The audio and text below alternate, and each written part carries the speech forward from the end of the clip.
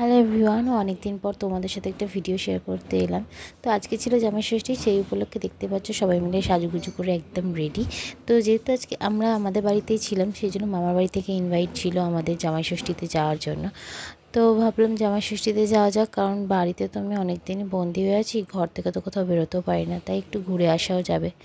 আর আমার বেবিকে নিয়ে এটা হচ্ছে প্রথম জামাই ষষ্ঠী। তো চলো সবাই মিলে জামাই ষষ্ঠী যাচ্ছি খেতে। আজকে প্রচুর খাওয়া দাওয়া, অনেক মজা করার আছে। তো কথা বলতে বলতেই চলে এসেছি মামার বাড়ির রাস্তাতে। আর এতটাই বাইরে গরম ছিল সেদিনকার, যে বলে পৌঁছানোর মতো নয়, পাখার তলাতেও বসে ঘেমে যাচ্ছি।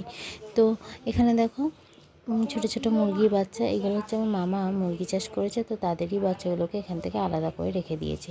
আর এখানে দেখো ফল টল কাটার পর্ব চলছে, মামি মামা মা দিদা সবাই মিলে একসাথে হাত লাগিয়েছে। আর এখানে বাবা শুয়ে আছে।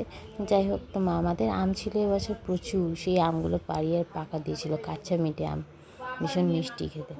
তো যাই হোক, তারপর ওদের জন্য যা জামা কাপড় এনেছিলাম এর মধ্যেই আছে, এগুলো আর বের করে হাতে করে দেখালাম। তারপর আমাদের তিনজনকে এখানে খেতে দিয়েছে, আমাকে, বরকে আর আমার বোনকে।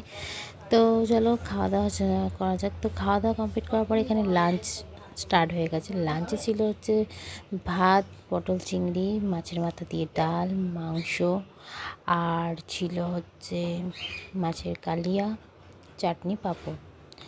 যদিও বা এত বই গরমে এত খাওয়াও যায় না। তো এখানে সবাই মিলে খেতে বসে গেছি। খেতে বসে আর এক ঝামেলা, বেবি কেঁদে উঠেছে। তখন আমি কি করব, তখন আমি খেতে বসেছি। তো আমার বোন চট করে গিয়ে ওকে শান্ত করছিল, আর আমি তাড়াহুড়ো করে খাচ্ছিলাম, আর ভিডিও তেমনভাবে বানাইনি।